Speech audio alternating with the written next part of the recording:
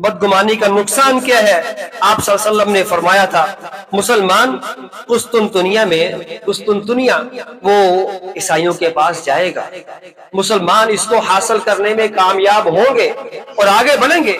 इतनी मेहनत से फतह किया जाएगा कि एक लश्कर जाएगा, सारे का सारा काम आएगा, शहीद होगा, लोग भागेंगे, अल्लाह उनको माफ नहीं करेंगे, फिर बाकी लोग उसको फतह करेंगे।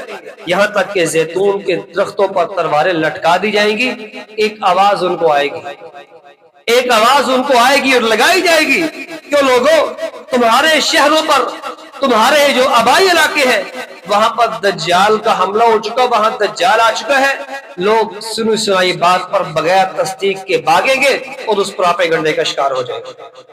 और अज़ीज़ान गिरामी, ये बहुत बड़ी फतह जो बहुत अहमियत के साथ और बड़ी जांफशानी के साथ हासिल की होगी, वो सारे के सारा उस गलत फहमी